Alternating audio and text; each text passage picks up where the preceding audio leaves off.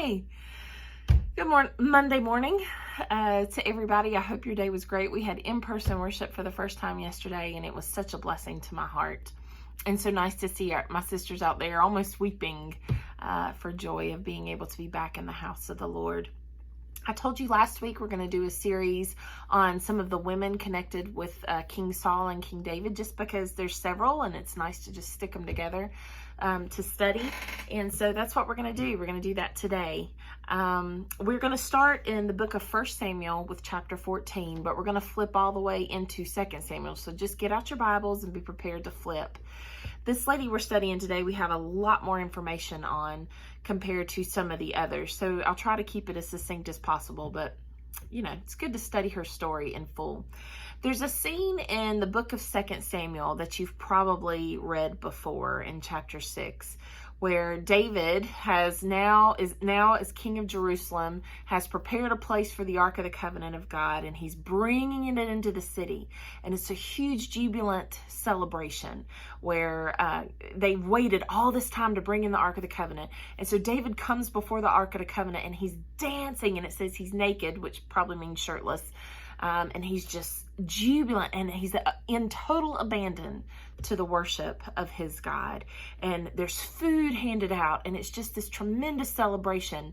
And then it kind of comes to a halt when David approaches his house and is met by one of his wives, who really just gives it to him and says, "You are showing off for the women. You shouldn't do this." And he goes back at her and he says, "This is for my God. This is all for him to bring him honor and glory. As a matter of fact, I'll do worse for him. I'll embarrass you more for my God."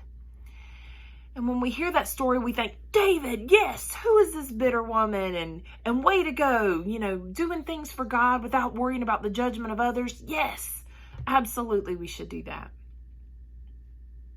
Maybe today you'll start to think a little bit more differently about that particular story. Of course, we know that abandon worship is critical. I'll talk about that at the end, but maybe there's more to this story that we need to understand. So I'd like to look at her. I'd like to look at this woman and see why she reacted the way she did. Her name is Michal. I will try to say it with that little sound in the back of my throat like our beautiful Hebrew people do, but I'm not that good at it, so I apologize. It's not going to come out right, but we'll do our best, okay? So let's look at 1 Samuel chapter 14. It's the first time we meet Michal, and she's listed in the house of Saul's family, okay? So let's look at verse 49, chapter 14. It says, "Now the sons of Saul were Jonathan, Ishvi, and Malchishua, and the names of his two daughters were these. The name of the firstborn was Merab, and the name of the younger was Michal." So she was his youngest daughter.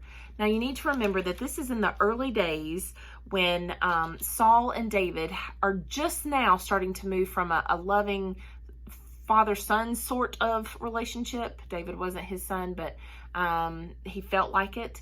And now David is rising in popularity. David has been crowned the new king. And so Saul is seeing that and becoming very jealous and threatened by David. So this is in the early days of that.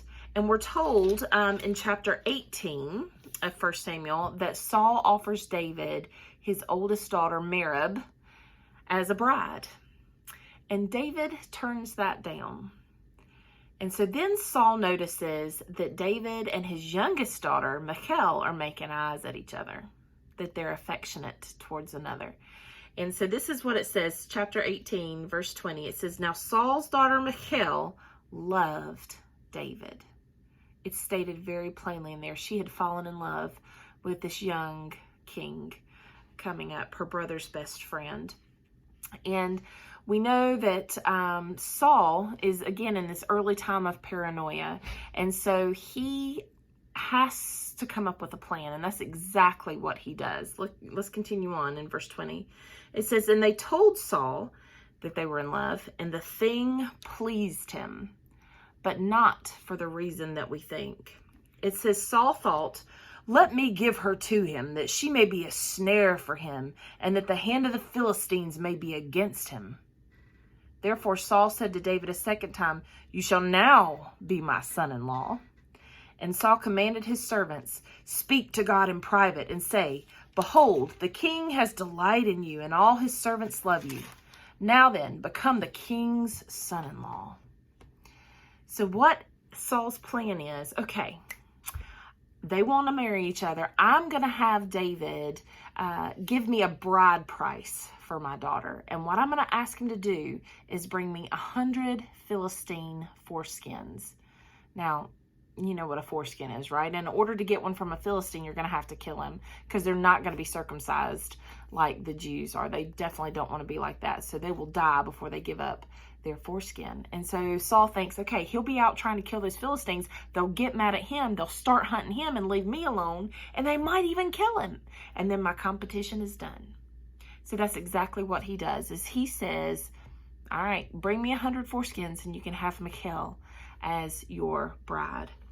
David meets this bride price. Not only does he meet it, but like all things David, he goes over the top. So let's look in 1 Samuel chapter 18, verse 27. David arose and went along with his men and killed 200 of the Philistines. And David brought their foreskins, which were given in full number to the king, that he might become the king's son-in-law. So he doubled it. He doubled the amount that he brought him. And Saul gave him his daughter Michal for a wife. He had no choice. But when Saul saw and knew that the Lord was with David, and that Michal, Saul's daughter, loved him, Saul was even more afraid of David. So Saul was David's enemy continually. So the plan didn't work. It really backfired, because not only does Michal love him more, but the people do. The people are starting to see that this David conquers, all these places and kills all these Philistines, and he's just not as old as Saul. He's young and healthy and handsome and strong, and so the people are starting to love him more and more. And so Saul, being Saul, he's like, I'm done with these games. I'm going to kill him. I'm just going to kill him and be done with it. And Michal helps her husband escape. So let's go into chapter 19. Verse 11, it says, Saul sent messengers to David's house to watch him, that he might kill him in the morning. But Michal, David's wife, told him, if you do not escape with your life tonight, tomorrow you will be killed. So Michal let David down through the window, and he fled away and escaped. And then listen to what she did. Super smart, like out of a movie. Michal took an image and laid it on the bed and put a pillow of goat's hair at its head and covered it with the clothes. And when Saul sent messengers to take David, she said, he's sick. And then Saul sent the messengers to see David, saying, bring him up to me in the bed that I may kill him. And when the messengers came in, behold, the image was in the bed with the pillow of goat's hair at its head. Saul said to Michal, why have you deceived me thus and let my enemy go so that he has escaped? And Michal answered Saul, he said to me, let me go. Wow. She did that whole stick pillows under the bed thing with goat's hair, and delayed them looking for David, gave him time to escape. Now, had she known that that was the last time she would see her husband for many years, and that things would be very different, maybe she would have asked him to do something different. Rather than escape, maybe she would have asked him to stay and fight, or take her with her. Take him, that she would be able to go with her husband. I don't know what she would have done, but it is the last time for many years that they are together. And the honeymoon has been so brief that there has been no time to conceive a baby. So she is literally abandoned, left alone. And there were times David could have sent for her and did not. And then David begins to go around collecting more wives, different wives and women. And again, he never asked for Michal to be brought to him. And that's a hard thing. What happens to her the next time we see her? Many things have happened in between that time and this time, even though it's just a few short chapters. You can read for yourself. But if we go to chapter 25, verse 44 is our next glimpse of her.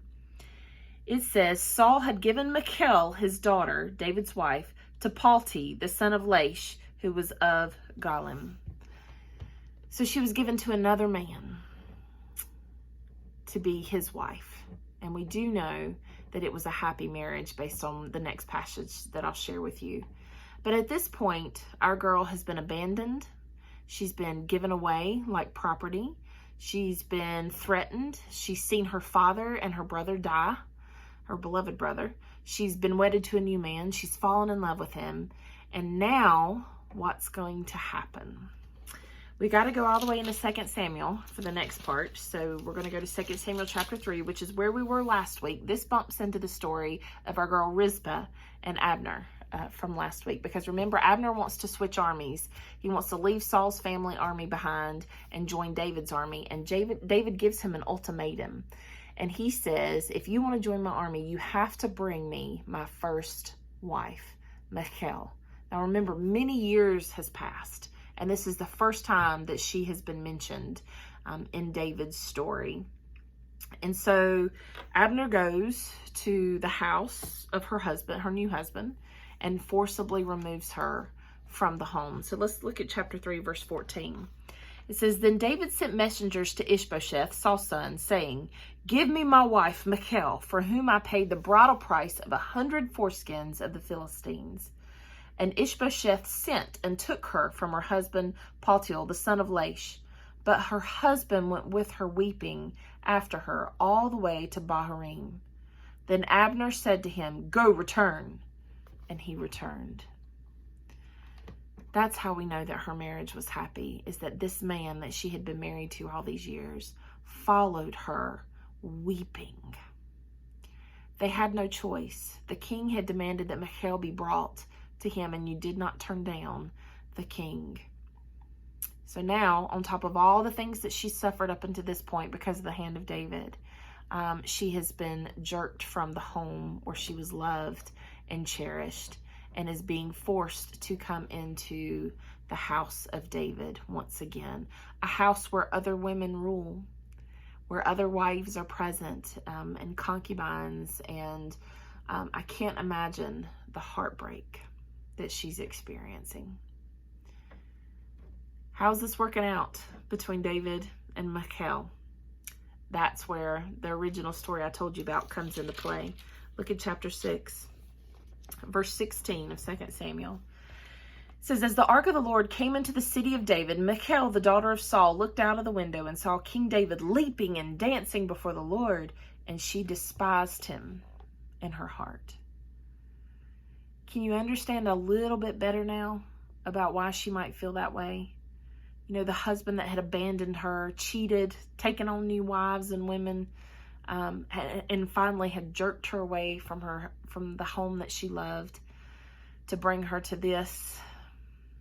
There's a lot of hurt there, a lot of justified and righteous pain in that situation. So David hands out the gifts to the people, and they're all cheering him. Yay, way to go, woohoo, you're so awesome. And then we get to verse 20, which is the story I mentioned earlier. And David returned to bless his household, but Michal, the daughter of Saul, came out to meet David and said, How the king of Israel honored himself today, uncovering himself today before the eyes of his servants, female servants, as one of the vulgar fellows shamelessly uncovers himself. What she said is probably right. She said, This was meant to honor the Lord, but all I saw was your honor. All I saw was you shouting and cheering and taking attention onto yourself. And that's probably true. He was very much into women. And as a matter of fact, not too long after this is when the sin with Bathsheba occurs. She told him. Let's see what he answers. Verse 21, And David said to Michal, It was before the Lord who chose me above your father and above all house to appoint me as prince over the Israel, the people of the Lord, and I will celebrate before the Lord. I will make myself yet more contemptible than this, and I will be abased in your eyes. But by the female servants of whom you have spoken, by whom I shall be held in honor. In other words, what he says is, you look at me like I'm foolish and you belittle me, but the women over here, they look at me in honor.